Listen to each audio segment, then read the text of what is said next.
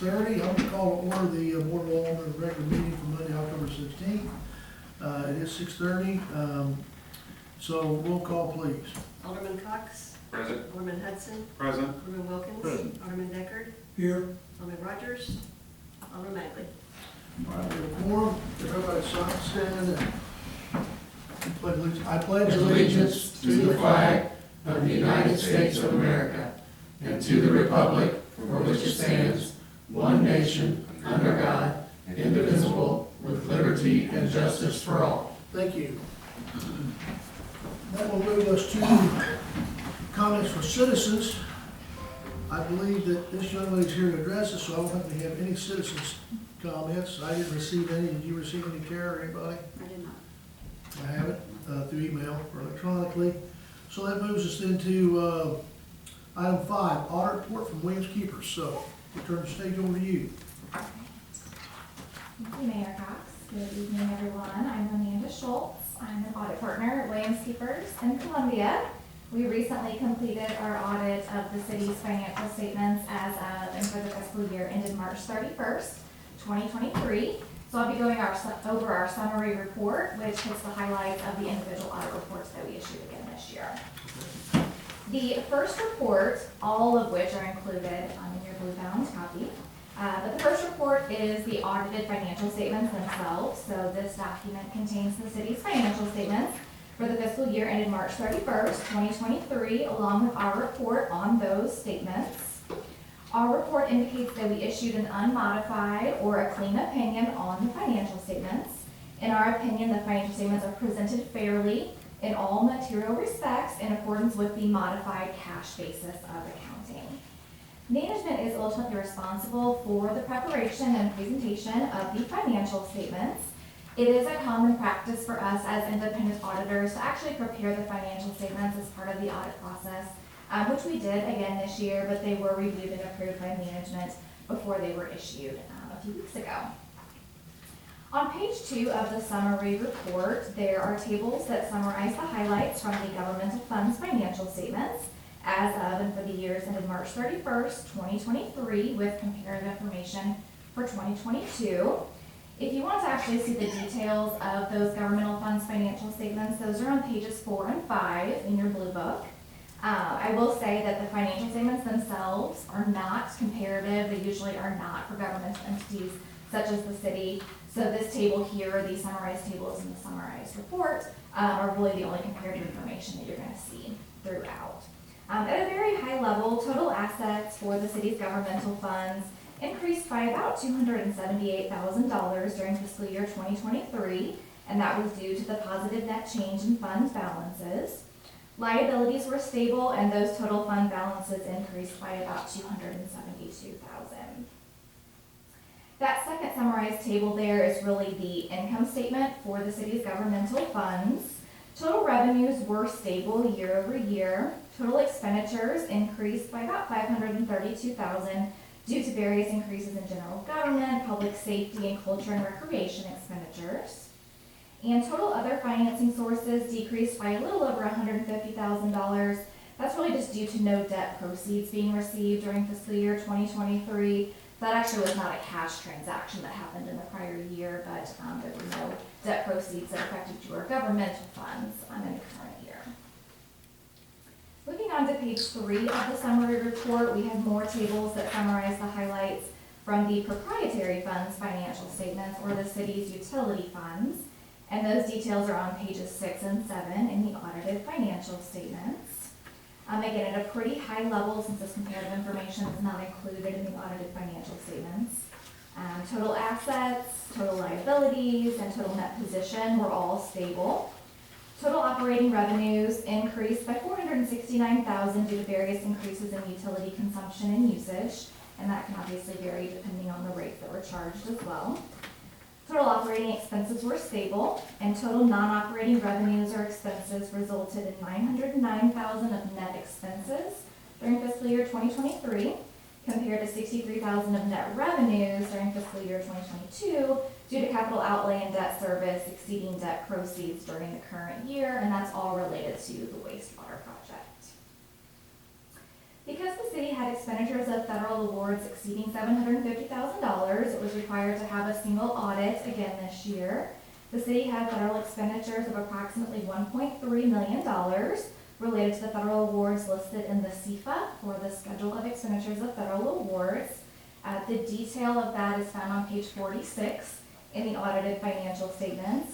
And the program that we tested as a major program was the expenditures related to that wastewater project. There are 2 additional reports that we issue as a result of the single audit. The first is on pages 41 and 42 of the audited financial statements.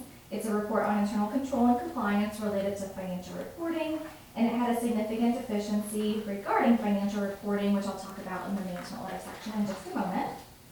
And then on pages 43 through 45, there's a report on internal control and compliance related to major federal programs, and they expressed an unmodified or a clean opinion on compliance and did not have any findings. So we really didn't have any issues with the single audit this year. We also issued an auditor's communication letter as part of the audit. This letter includes comments about the audit process that we are required by our professional standards to communicate to the governing board of an auditee, and the Board of Aldermen for the City of Centralia serves that role.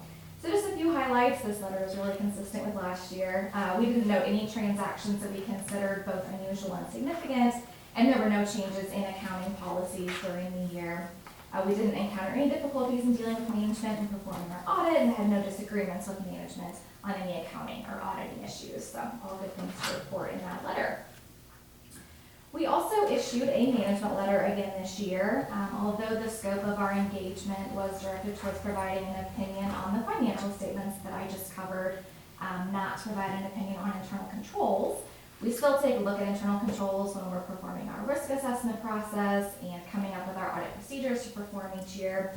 So again, we don't give an opinion on internal control, but if we have any findings or recommendations, we would report them in a management letter.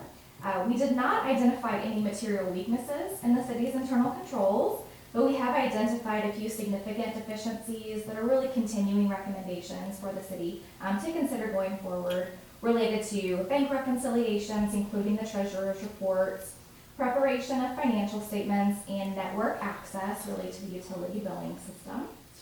So the preparation of financial statements, I mentioned that one earlier because that kind of comes up in the single audit report as well. It really just states that we, as your independent auditors, prepared the financial statements and did propose some adjustments to them.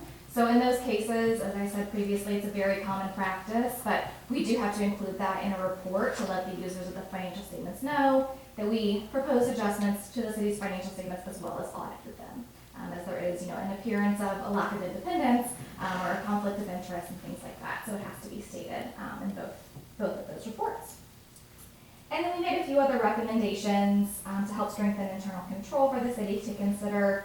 None that met the definition of a significant deficiency or a material weakness, but those were related to cash disbursements, interfund balances, and there are some fund accounting issues in the Summit General Ledger, just some kind of quirks within the system that probably need to be looked at at some point. So we also issued, so that's all the financial statement audit. We also issued a report for MIRMA, since the city participates in the workers' comp program for MIRMA. So we also issued a report on the schedule of payroll reportable to that entity, and issued an unmodified or clean opinion on that payroll report as well.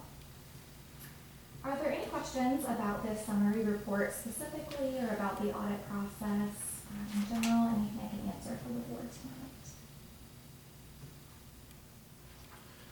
One question I've got is under the, the recommendations that weren't significant deficiencies. Are we really well aware of what those are and have our hands around fixing those, I guess? Those suggestions, some are probably not fixable in the current state of things, but systems or whatever it may be, but do we feel pretty comfortable with that? That they can be corrected, yes. And the other one we know has been a significant deficiency since I've been here. Yeah. And I would say with the one specific to the Summit General Ledger, kind of being out of balance or having just some individual fund issues, I do think you'll have to work with the software provider, work with Summit or G-Works. I feel like they change their name every 2 or 3 years. And I will honestly say that we see this with a lot of local municipalities that we audit is they're using that software. It somehow kicks things out of balance, and you have to work with them to get them back in, but it does pose some audit issues to get everything back into balance come audit time. So, yeah, I think everything else can be handled certainly internally, but you'll probably have to work with your provider Some there to things out get of that. control, you know, but we have to rely on someone else. A lot of times, that's what I said, we just want to make sure we're clear about what those were, right? That we needed to be looking at, and working on, strengthening, that kind of thing. Yeah. And then, overall, I know that you guys, before we went to, a cash ledger, you guys were, it was getting to a point that it was pretty challenging for you folks. We're thinking about, whether we were a partner together still. Was our relationship, do you feel that it was good this year, that we did a good job of following up, working with you, that kind of thing? Yeah, absolutely. Tara, Marilyn, and their teams were great to work with. Certainly prepared for the audit. I will say some things just kind of strung out on our end. We have some, capacity issues that we're currently facing, like most public accounting firms are. But yeah, your team was great to work with. No concerns. It's good to hear. I thought so, but then I just wanted to hear it. Yeah. So, that was the case. Yeah. And every year that we have to perform a single audit, it obviously requires more work for both the city and for us. So putting together that schedule of expenditures of federal awards, it's kind of only an audit thing. It's not something that you all need to be, doing or tracking internally, but it just all adds a little bit more time. Good. Yeah. I thank you for your time and what All you did right. for us. I mean, I think you do a great job for us. We appreciate you as a partner. Thank you. Yeah, we appreciate We the efforts appreciate you your need to do the feedback. audit, and I thank you all for your time this evening. All right. Thank you. Have a safe travels home. Thank you. Thank you. Well, that moves us on to item 6, consent agenda. I would accept it, approved as a group, or could be separated by request. A, the Board of Aldermen meeting minutes. B, Public Works and Utilities Committee meeting minutes. C, General Government Public Safety Committee meeting minutes. D, the Collector's Report. E, the Treasurer's Report. And F, the Activities Report.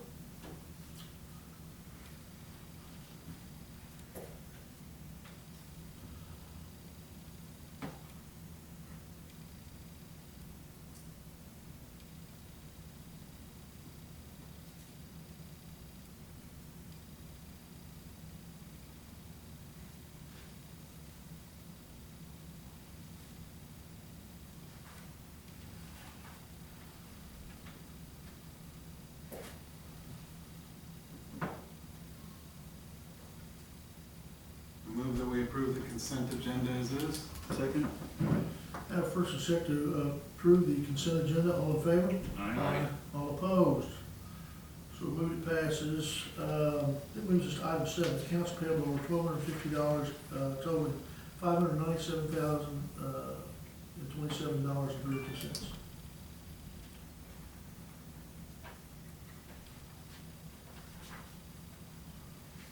Nice to see one significant time.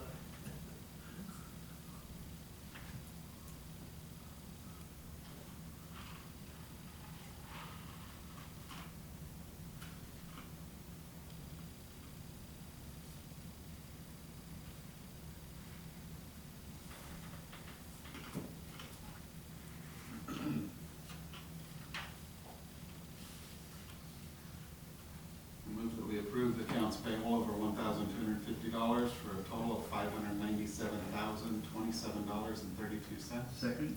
Have first a second to accept the accounts payable of $1,250 for $597,027.32. All in favor? Aye. All opposed? It passes. Thank you. That moves us to action agenda 8A, an ordinance to add a new section 18-56-.1 to the Centralia City Code regarding parking alongside sections of Steed Street and Singleton Street. That's the one we were talking about. We've talked about eliminating the Changing turn left lanes. one side of the Singleton from angled parking to parallel parking to allow for that roadway to be a little bit wider for the driving lanes, and then the parking spaces by City Hall and Sneed, instead of the parallel parking, will be angled parking. To the alley. To the alley. To the alley. So if there's no questions, I would entertain a first reading by title only for bill number 2523. I move that bill number 2523 be given its first reading by title only. Second. Have a first and second that bill number 2523 be given its first reading by title only. All in favor? Aye. All opposed? Passes. First reading, please. An ordinance to add a new section 18-56.1 to the Centralia City Code regarding parking along sections of Sneed Street and Singleton Street. I move that bill number 2523 be given its second reading by title only. Second. Have first and second that bill number 2523 be given its second reading by title only. All in favor? Aye. All opposed? Passes. Second reading, please. An ordinance to add a new section 18-56.1 to the Centralia City Code regarding parking along sections of Sneed Street and Singleton Street. I move that bill number 2523 be adopted by roll call vote. Second. I have first and second that bill number 2523 be adopted by roll call vote. All in favor? Aye. All opposed? Passes. Roll call vote, please. Alderman Cox. 4. Alderman Hudson. 4. Alderman Wilkins. 4. Alderman Deckard. 4. Passes. Ordinance number. 3176. Thank you. That moves us to item B. It'd be bill number 2524, an ordinance to ban the use of lead materials in the public drinking water system and private plumbing connected to the public drinking water system, and protect city residents from lead contamination in the city's public drinking water system and other private plumbing systems. I'm entertaining a motion if there's no, is there any questions? This has to do with the I'll federal. just let you just know, I mean, just to answer any questions, so, I mean, it has been outlawed for the use of lead in pipes since 1989. So it's a federal law, the state of Missouri quickly followed. For whatever reason, we just, as a city, have never actually formally passed an ordinance, so Mhm. We DNR has. followed the law. We have complied with the law, there has not been a question that we have not complied with the law, to make that very clear. But we've just never formally passed an ordinance, and so DNR has come back a couple of times and asked that we do this, and this is the first time since I've been your city attorney, and Tara as your city administrator, it's been brought to our attention, so we've decided to make sure and correct it. Took 40 years to find this. But we've been complying though. It took 40 years to correct it. Can't say you're right, so. Wow. We got away with it as long as we could, by Yeah. golly, didn't we? I mean, Yeah. we're rule breakers up here, but, anyway, I would take a motion, for bill number 2524 to be read, to give its first reading by title only. I move that bill number 2524 be given its first reading by title only. Second. Have first and second that bill number 2524 be given its first reading by title only. All in favor? Aye. All opposed? First reading, please. An ordinance to ban the use of lead materials in the public drinking water system and private plumbing connected to the public drinking water system, and to protect city residents from lead contamination in the city's public drinking water system and their own private plumbing systems. I move that bill number 2524 be given its second reading by title only. Second. Have a first and second that bill number 2524 be given its second reading by title only. All in favor? Aye. All opposed? Passes. Second reading, please. An ordinance to ban the use of lead materials in the public drinking water system and private plumbing connected to the public drinking water system, and to protect city residents from lead contamination in the city's public drinking water system and their own private plumbing systems. I move that bill number 2524 be adopted by roll call vote. Second. Have first and second that bill number 2524 be adopted by roll call vote. All in favor? Aye. All opposed? Passes. Roll call vote, please. Alderman Cox. 4. Alderman Hudson. 4. Alderman Wilkins. 4. Alderman Deckard. 4. Passes unanimously. That moves us to item C, which will be bill number 2525.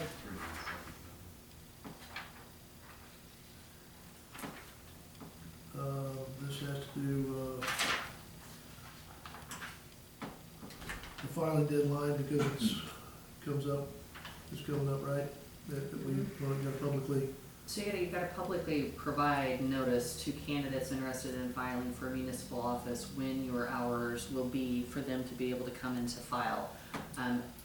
Just to make sure everybody is aware, we always have a provision under state statute that allows people to file a certified candidacy by mail. Those apply to individuals who are deployed overseas but are residents of the city of Centralia, those who are under a disability and cannot get here, and circumstances where individuals are not able to be here in person. So those can be other exceptional circumstances or circumstances under statute. So we will still continue to accept The certified mail-in candidate filings through that December 26th date, but our in-person filing will be on December the 22nd, close of business December the 22nd. And we will make sure that the city of Centralia citizens know that that is the last date for in-person filing, but we will continue to accept that certified candidacy through that December 26th date. Does anyone else have any questions? If not, I would entertain a first reading by title only for bill number 2525. I move that bill number 2525 be given its first reading by title only. Second. Have first and second that bill number 2525 be given its first reading by title only. All in favor? Aye. All opposed? Passes. First reading.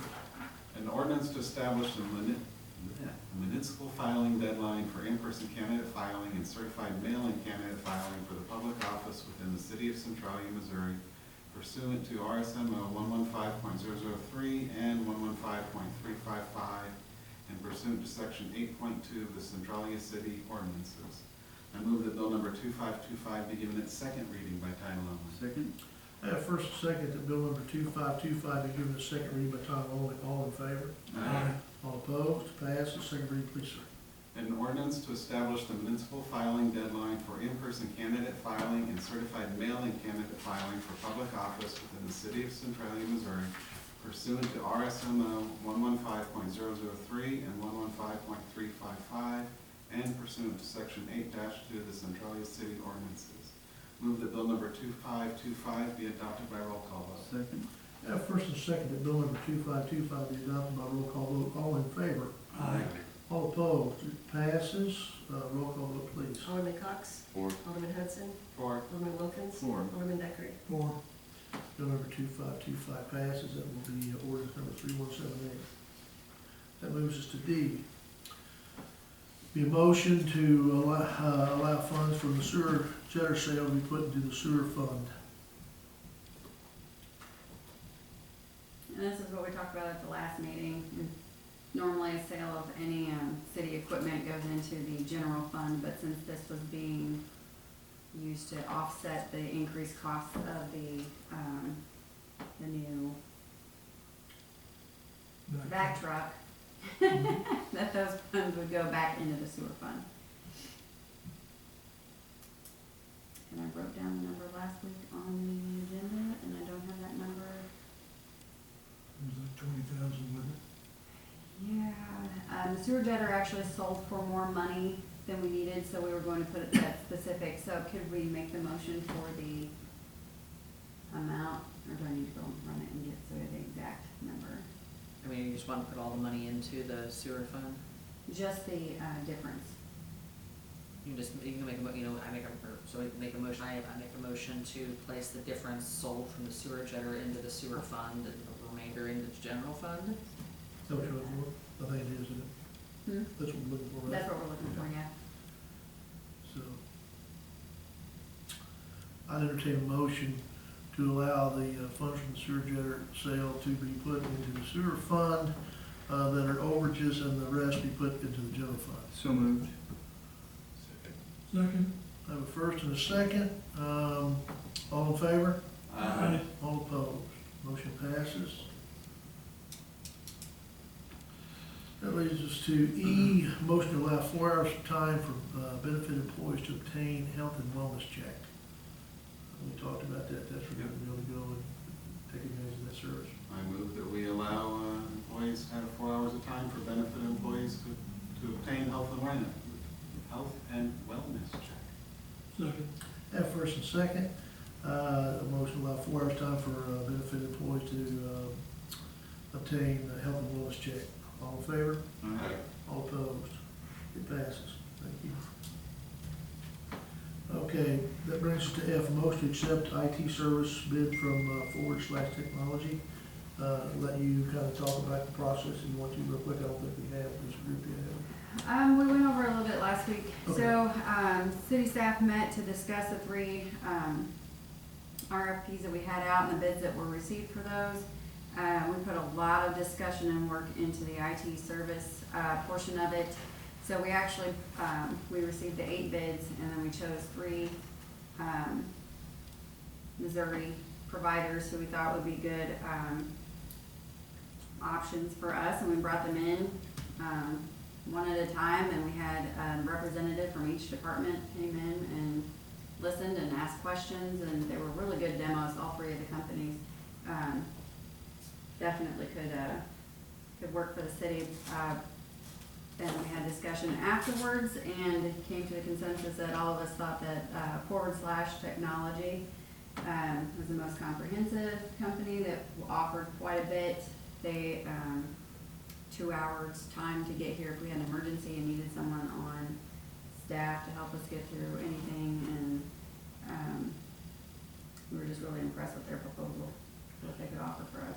For the money, they were kind of the middle of the road, but in their overall included package was really loaded with a lot of stuff that some of the others had took exception to. You were gonna have to pay an extra, it looked like, too. And so it probably was, I thought, I agreed with what the decision you guys came to, so, for me, when y'all told me what it was gonna be proposed, so.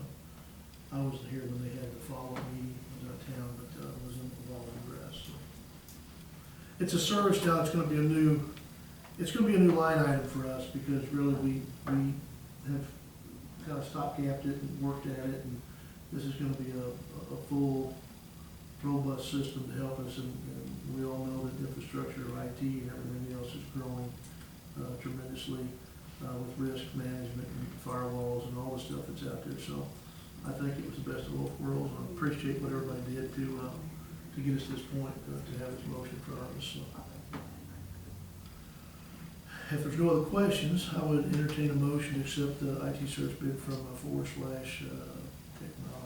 And to authorize the mayor to execute a contract with them. Yes, and to authorize the mayor, to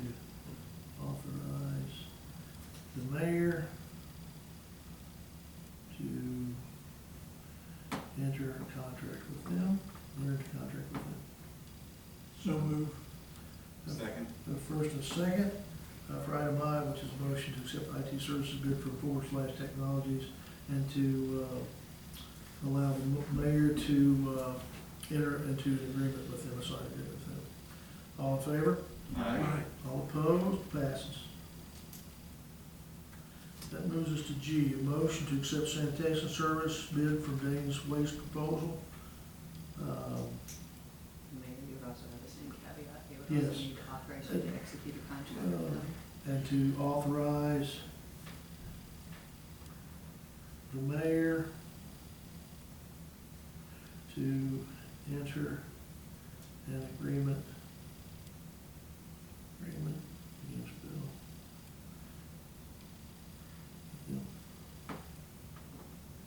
On behalf of the city. Do we have an idea what the average homeowner is gonna pay differently with the new contract? So we don't generally do, this is my first go around, but generally, rate increases happen around budget time.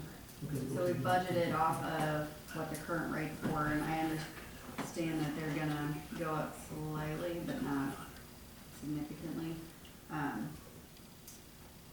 Still need to sit down and figure that Didn't they include that they will pick up cardboard curbside? out. That's if we choose to add it.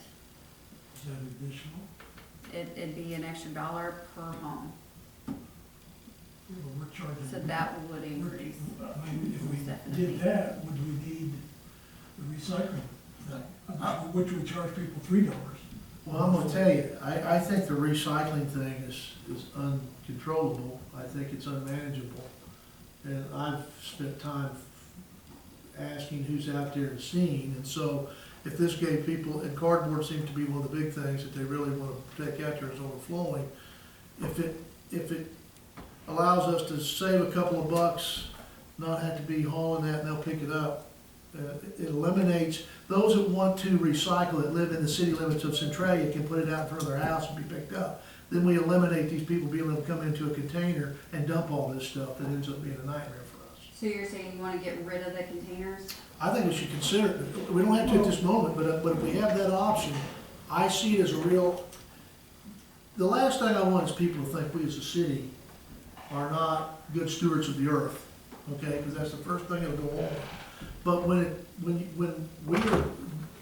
we're shouldering the costs of recycling, that I'm not real certain how much gets recycled or not, because if stuff gets mixed in there, they do not separate it, they don't go through it, they'll dump it out there in a regular landfill. So my point is, I know that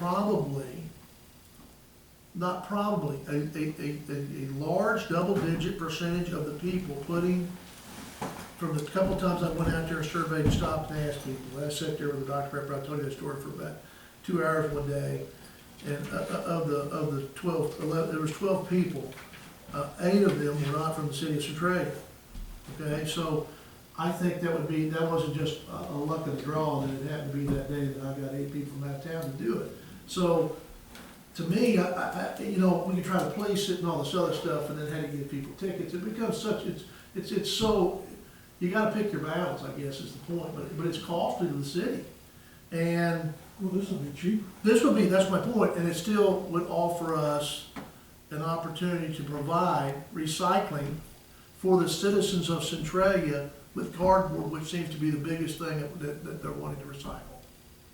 Okay. That's all I'm saying. So it doesn't have to be on this, but I think we would come back and visit if we do this and chose to do that with the contract, because we can add that at any time. Is that correct? I would need to talk to Dane, so I could call him tomorrow and ask him to come in and talk to him, because I know we want to talk to him about the contract anyway, so. Right. So, you know, I don't know how this needs to end up tonight, you know, as far as that, but we would be having to vote, we'd have to vote to remove that service. We couldn't do it here in one swoop, I don't think, with the contract. Talking about contract and service offered.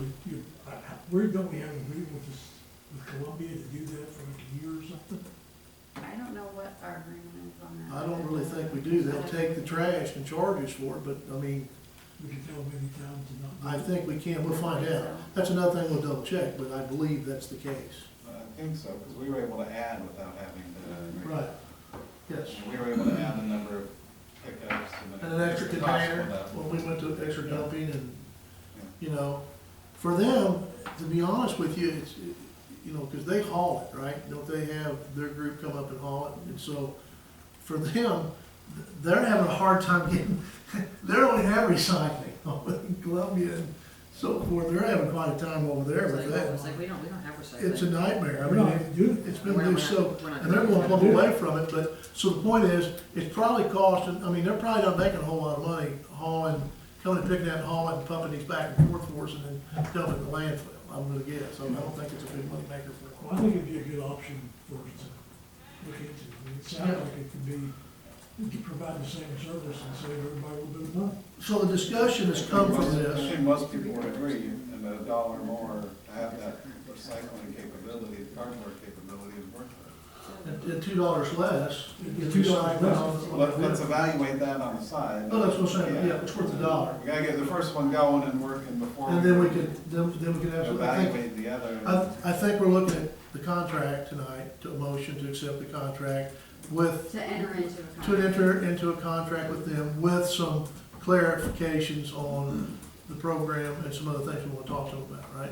So, as it stands today, it's pretty much a standalone contract that they presented, that we're talking about at this time, making a motion to do. We'll check on the dollar thing, it's something we'll talk about later.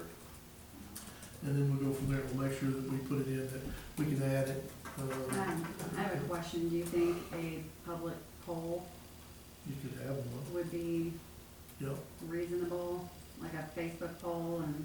I think it's the thing to do. I think it's the thing to do. I think you'll get, I'm gonna assume we're gonna get those that recycle, period, are going to wanna take their plastic and aluminum and everything.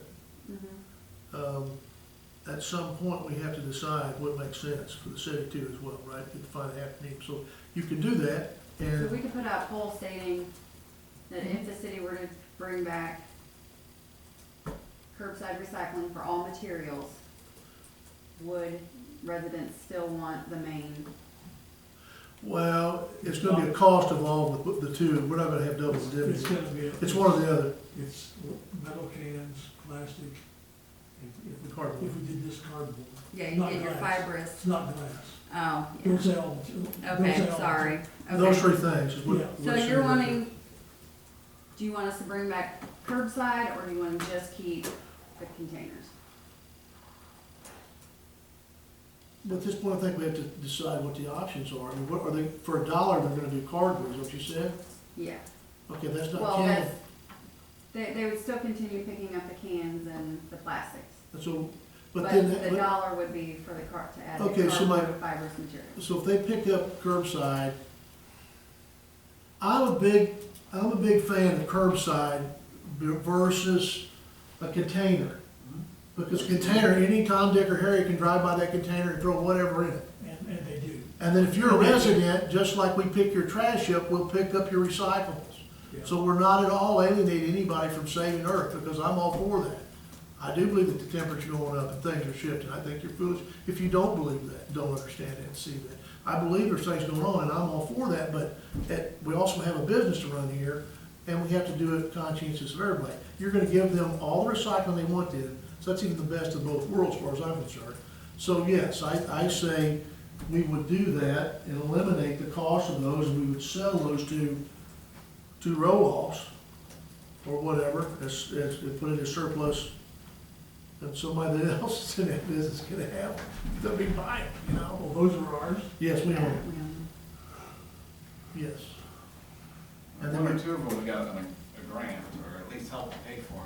They'll pay for them, yeah. And so, to me, it's hard to argue the fact we're not allowing recycling, but by doing it, if it's curbside, it saves you have to put it in your truck and haul it off in your car or whatever.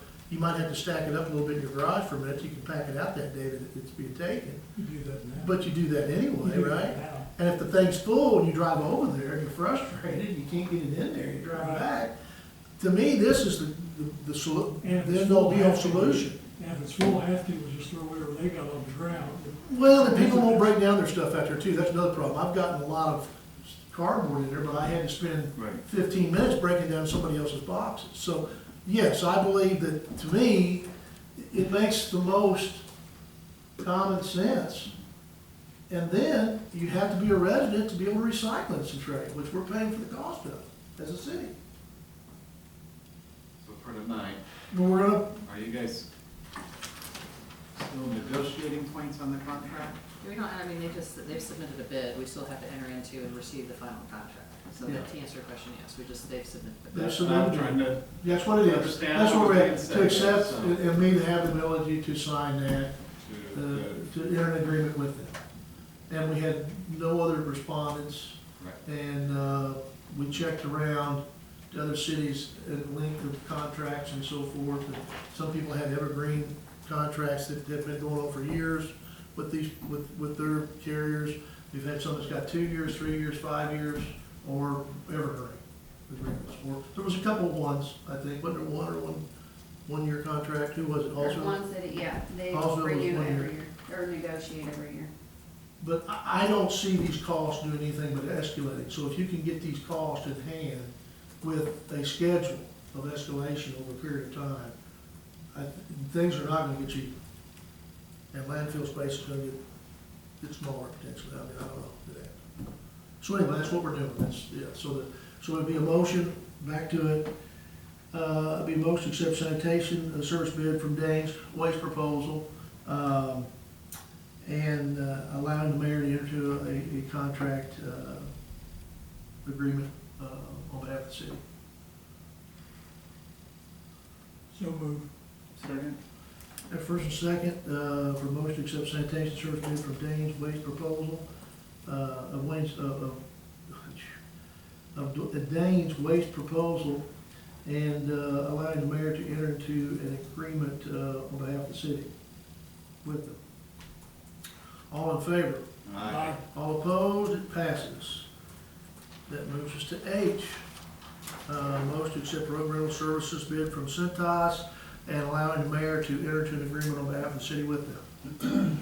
You might explain the buyout of who we had and just a little bit of The the. Cintas they're a is little not higher. the lowest bid, but we believe that they are the best bid. Cleanest, they're actually just merged with, the company that we left. Uniform. and it just makes us a little nervous on the type of service that we would receive. The Cintas representative actually came in and was here and presented. He came in and talked to us and asked us questions about what we would need, and was very approachable, and came to the bid opening and was very professional and seemed very receptive of our needs, and I think that so far their customer service seems very good. This would be a one-year Not contract. the lowest, but the best Huh? in this case? Yes. Not the lowest, but the best. That's a good way to put it. With what we know of the other bidder that was cheaper, and the problems we've had, as well as the merging of two companies, we know that that's always you just don't know what you're gonna get at this, as far as resources, right? So, And I've worked with this section of Cintas before, so have good luck with it. I had great service with them. Let's see this firsthand. Not everybody agreed with me, but hey, it worked out good. So I move that we move forward with the Cintas bid for rug rental and authorize the mayor to sign any necessary agreements. Second. The first and second, all in favor? Aye. All opposed? Passes, thank you. Any old business? Anybody has? No takers? How about new business? Do we still have the administrative hearing coming up? I was gonna talk to you about that in my city attorney section, but Okay. if you want to talk about it now, I can. We can talk about it later. Oh. Go ahead. A discussion, number 9, discussion about water charge forgiveness for major water leaks. A resident had approached Matthew Rush. Bless you. So currently what the city does when someone has a major water leak, is if the water did not go down the sewer, we'll do a sewer adjustment because they didn't use the sewer. Sewer's the same, well, it's actually a little, it's about the same as the water usage. So if you've got a $600 water leak and a $600 sewer bill, I mean, they've got $1,200 that they didn't expect to spend. So if they didn't use the sewer, then we do a sewer adjustment to adjust it off. If they did use the sewer, then there's no sewer adjustment that gets done. But Matthew had a resident approach him and asked that the board possibly consider a one-time forgiveness option for people who have major water leaks. But we had a one-time forgiveness option in there, and we had somebody who was upset at one point because we forgave at 1 month and they didn't realize it carried over into the next month and they got hit with back-to-back spikes. As a city policy, no, we don't have anything in On- place on for the that. books. That particular resident, the leak was significant. They were losing, I believe it was over 300,000 gallons. So That's it a was, Yeah. over, the water portion of that was over $2,000. So they had made the decision at the time to forgive 1 month, but it had rolled over into the next month, and they did not forgive that portion. So it actually been leaking for 2 months. So we don't necessarily have a policy on that. No, But and I remember we as forgave a 1 general month and rule, then- we Yeah. I think we don't. have in the past. I've heard of, before I was a mayor, I knew a couple people that had a leak and the city worked with them. But you to know. Tara's point though, in order to keep it consistent We so need to that have something- everybody we need is to have- treated the same, we you need to really have need to something have on a us. policy or No something question. that outlines, and so that Mhm. every city staff knows exactly how to Right. apply it. It was kind of a practice, but not necessarily a policy. Right. And so policy makes it uniform for everybody. There's no Yep. discrepancy of who or what or when. Right. So I think it's something we should do. I think we should probably do forgiveness. I think we're going to pass. I think it helps people that are having something happen that they didn't themselves do intentionally, right? And I think a month is the best bet on it, for me. We can talk about it. My only concern is how do we track something like that? We can put a note on a customer's account, but if we were to ever switch utility billings, I don't know how that would transfer over. Or if you have someone who has a water leak and say it's $150, but then next year they have a significant one that's over $2,000 and they want us to forgive that one. No, I I think mean, it's just, I think it's a one-time deal, because if you have a water leak, you should check your lines probably at that time they're in the ground and everything else. It gives you a chance to say, my system's getting, older, probably need to inspect it all, because if somebody's not willing to fix it, you could have this actually happening every few months. Yeah, Well, the but thing is- maybe it's, you put a time frame on it, you know. Want to discuss it and have Matthew present how many leaks like these actually occur, what's the average size? Mhm. You know, Report 5 or 10 years worth of data so that they know. yeah, I'd like to set a limit, No, I or think like a it's, minimum I think- where that would be considered. So when they know. yeah, no, I get it. I think that's right. I think we If have. somebody comes to have a leak and it's an extra $70, okay, come on. And you want to But if they motivate want- people to fix the leak too, that's the other Right. thing, if there's no, I mean, but you know, you want people to get out there and get the leak fixed so it's not continuously. If you dig up a section of your yard or your line into the house, you should, I'm guaranteed, it's starting to get pinholes, it's plastic. You need to dig the whole thing up all the way, to the middle base of the house and replace the whole thing, not splice a piece in, because you're gonna be doing it again. Yeah. I just wanna be careful, if somebody lives in the house for 40 years, we don't wanna say it's just one time. Should there be a time limit on it? Well, that's what I was suggesting, like have Matthew, like in your public works, have him kind of present maybe 5 or 10 years of like the past historical, what has been water leaks here, what do they look like? Are you seeing them in maybe like a certain section of town, maybe the older portion of town?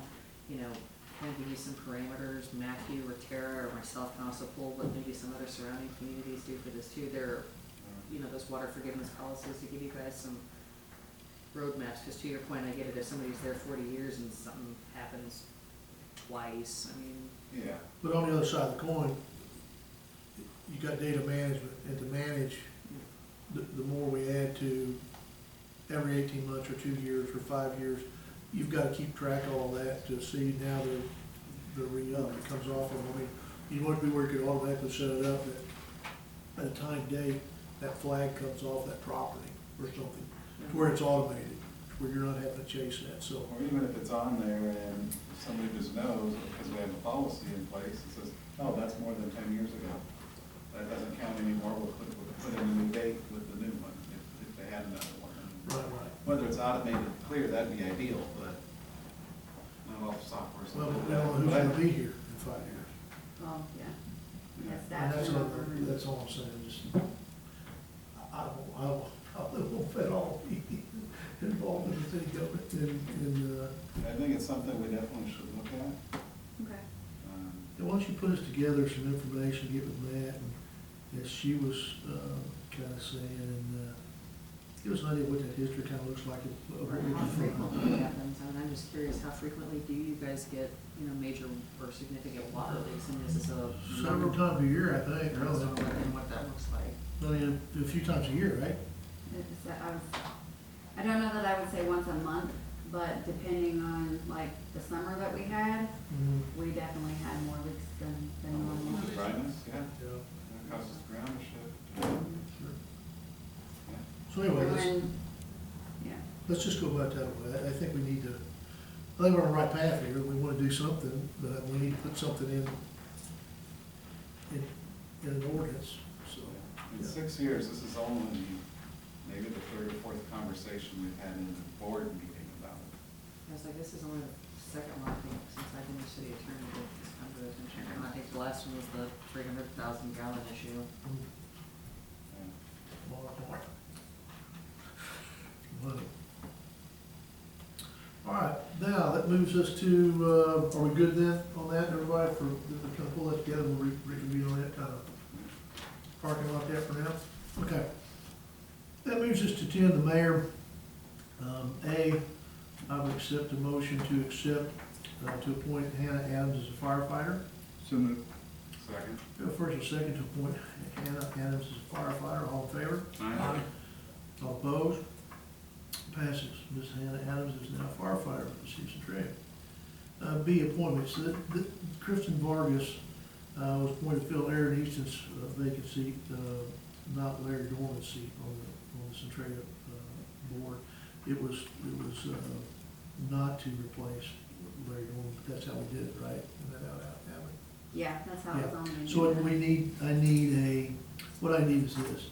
I need a motion to appoint Kristen Vargas to fill Aaron Easton's vacant seat on the. So moved. Second. First and second on that, all in favor? Aye. Passes. That is all I've got. That moves us to city administrator.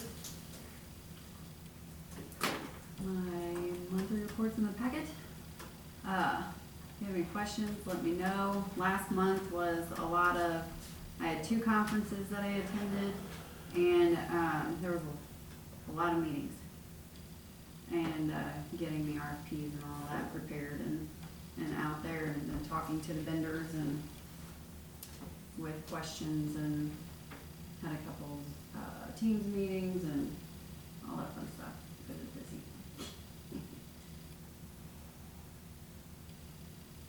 We had the annual MML conference, brought back a lot of good information for that. We're working on,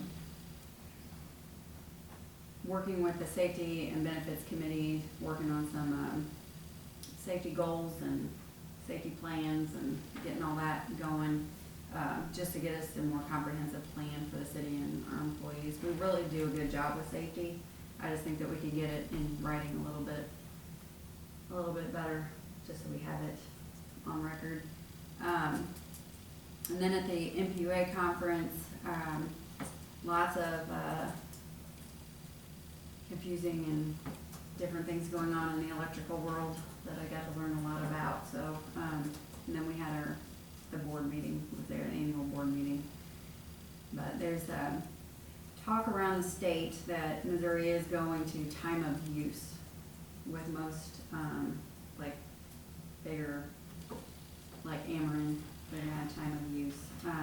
So different rates for different times of the day, right? Yes. So And your It's rate called will, peak. your rate will Right. And I've learned through this process that that's not necessarily a bad thing wouldn't be a bad thing for us as a city or as a resident, Yes, sir. because our electrical rates that we're charged for as a city by MISO, is off of our peaks. And this past summer, when we had that major heat dome, where we had it was right around 100 degrees for, it was over a week.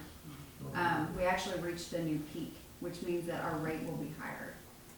So if we could possibly keep people using, if they know that and I'm not saying that we're going to do this, but this is the way that it was explained, that if we use most of our electricity off peak hours, then we don't hit that peak, it keeps our rates down lower that we pay for our electrical So I usage. lived it many, many years in California. Mm-hmm. A long time. As a young family on a very, very tight budget, and you had to be careful about keeping your house cool or doing your laundry.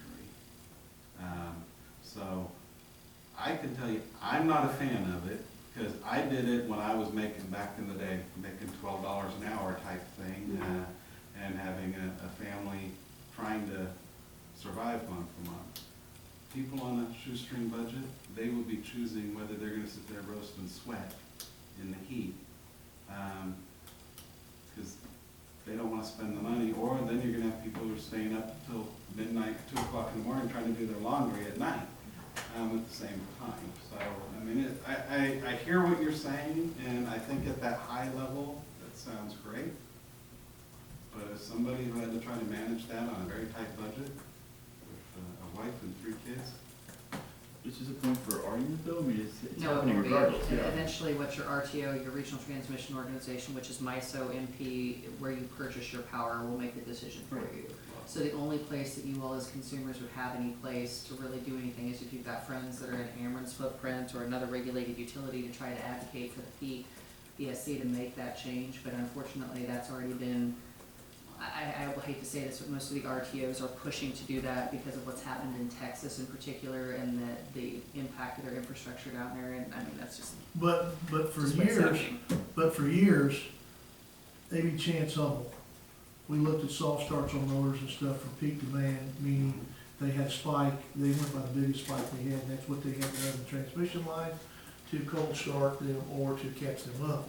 So these people that have been providing electricity, period, have been charging for peak demand load rate already. Right, that is how you are, yeah. And that's just in general. It potentially could save you some money, but it depends on how it works, right? I mean, I understand, it's been out there for many years. That's how they figure out, because they have to figure out what capacity they gotta have on the shelf Right. for transmission lines for the infrastructure and the grid. But we've been paying a price for whatever our highest peak is, you know. I just don't know how that's gonna average out, if it's gonna be a tremendously amount better for the city or not, I don't know. It will be a disruption for the people, I know that, but. It will be, it will be a struggle, but you will find people who will try to manage their electric bills that way. Well, they have to, probably. I don't know, it'd be interesting to know what, I don't know, it'd be nice to ask the suppliers, if we were to lower it 10%, 12%, the peak, what would that do to our cost on an annual basis, based upon the spend of what the city does? That's what I'd like to know, because then at that point, you start to see is there a real value in doing that, or they're already getting it up front from us on an average, anyway, from each meter base. I'm In the business world, it makes skeptical. you wonder, are they gonna say, okay, the peak rate we're paying now is gonna be the off-peak Do- rate? but do we- and but then do we jack know what everything that- else up. What our But- peak demand rate is, that we're paying off of, I mean, they share that with us every year. Sorry, that's the cynical business person. Yeah, I understand, but if we know what it is today, we'll know whether it's went up dramatically or not, based upon the weather that you've had, historical weather data. They'll decide for us. Okay. But it's, yeah, man, it's getting, interesting out there. Anything else okay, that turns it over to our city attorney. So we'll talk about the upcoming administrative hearings. So you do have 2 scheduled administrative hearings for dangerous conditions, dangerous homes, on October the 30th. They will start at 6 o'clock. And so these are, for those of you who have not been through this before, so I know at least 2 aldermen sitting here have not been through this process before, I believe, and I have 2 aldermen that have. Obviously, the mayor's been here previously. Tara and Marilyn have kind of both ancillarily, gone through this process. So in an administrative hearing, my board of aldermen, you all sit as a jury. And just like a jury, you need to keep an open mind. You need to listen to the facts as they are presented in the administrative hearing. You should not go out and seek facts out on your own. You should not go talk to these property owners. Please don't go out and take extra pictures. I mean, I cannot prevent you from driving by it, but you need to act just like a jury. You need to listen to the evidence that is presented that night, and you need to make a decision based on the evidence that is presented at that hearing that night. You will have an administrative law judge who is also an attorney. That will be Jose Caldera. He will sit up here and oversee the hearing. There is a court reporter who will be taking down and transcribing everything that is said, just like you were in court. If the landowners ultimately receive, a decision from the board that, this is a dangerous structure and we want to, let's say, for instance, tear a house down because it's a dangerous structure, they have the ability under law and right to appeal this decision to the circuit court here in Boone County, Missouri, where we will present evidence in a civil setting at that point if they choose to challenge whatever decision the board of aldermen might make. You will see findings of fact, conclusions of law entered by the administrative law judge after the board votes, to provide a direction on which way they would like to go. I act as your city attorney. I present evidence on behalf of the city as to whether or not these properties, meet the definition of dangerous buildings. So we will have witnesses here who will be sworn in, just like an actual court hearing, and they will provide testimony through direct examination. The citizens who are the subject to this administrative hearing have the option to have an attorney present That attorney acts just like an attorney. They can, you know, object to any question that I might present. The administrative law judge, who is again a skilled attorney and has had experience in this before, makes a ruling just like a judge does, whether or not, you know, I violated some rule of evidence or some rule of the Administrative Procedures Act, in the form of the question that I might ask. Is there any questions for those of you who have not been through this process before? We have two of them to do. We have two. So there were initially 4 properties that the city was looking at. 2 of the properties have started to make substantial progress, to correct the noted deficiencies on their property. And under law, when they're doing that, then we need to give them additional time. And, you know, that's what you're really wanting, is you're wanting the property owner to take that responsibility, you know, under their own behest, to take care of and clean up their property. That way it's not an additional burden to the taxpayers. So you do have 2, though, that still will be going through that hearing process as of now. That could change. Somebody could come in and provide Tara with a demolition permit or something and start providing a plan of action of how they're gonna correct that property, for instance, and that might be removed by that time, so. Have we heard from the 2 that are still on the docket at all? Not at all. Any other questions How about long that? does the hearing typically take? It depends if there's not a we've had one where nobody showed up, so basically I have to go through, present the evidence, I have to present pictures, I have to enter them into evidence. I will usually ask, last time it was Heather Russell, the city administrator, who was basically the main witness. So you have some witnesses that have to describe what the property looks like. You guys will then be able to, you know, look at the evidence as it is submitted to you. I have to enter that information into evidence for you to be able to take that into consideration. So on average, I would say, where no one appears, maybe 10 or 15 minutes, maybe maximum. If somebody appears, still my portion, maybe 10 or 15 minutes, and then they may have 5 minutes, 10 minutes or something that they may want to speak or ask questions. But usually, I think the last time we had 4 hearings in one night, and they were done like in an hour and 10 minutes total, if I remember correctly. Yeah. I was thinking an hour, hour and a half. So Yeah, it wasn't over. extensive. I will not be here that night, but that doesn't matter because I'm recusing myself, so, just so you know. I will be in, one of 4 states. I'm flying to Michigan, going to Indiana, and Kentucky, and Virginia, so, West Virginia. So, I'll be here. And in other news, I think we've had some, as you all are aware, we've had various pieces of litigation outside. I think most all, well, and one of them is borderline. I think most all those are coming to some form or fashion of conclusion. So we're going to start getting some relief there. And I still have the occupancy ordinance code committee to work with, which I will say I have not yet. I've got on your emails. I've yet to reach out because I've been tying up some of these other loose ends with some of these pieces of litigation. But that is not forgotten, and that is still moving forward, so. That was on my list to ask you about, because you Nope. said you were gonna pull together some stuff and get it to us. I actually have it pulled together.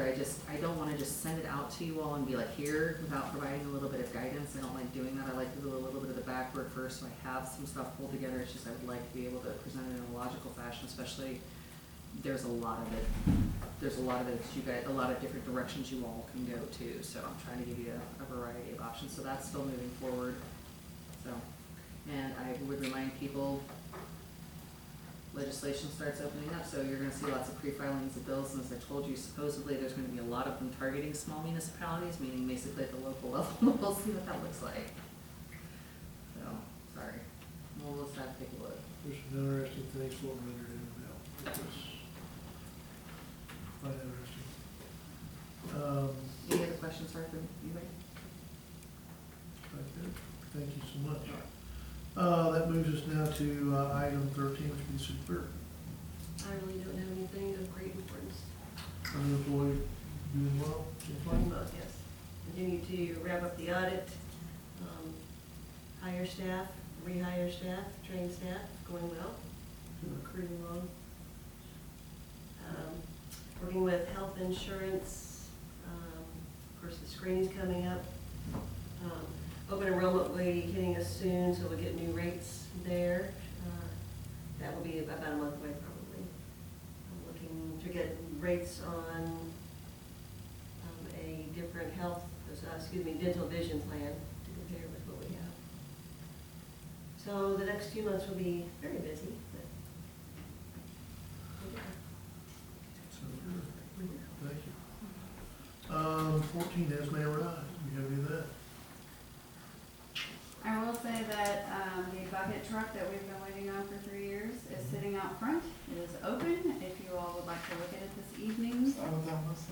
Yeah, Wow. Take a ride in it. I don't know about that. I'm not insured. Make a motion, we adjourn. Second. First and second to adjourn. All in favor? He's All holding opposed? All opposed? He's holding up. Passes. We stand adjourned.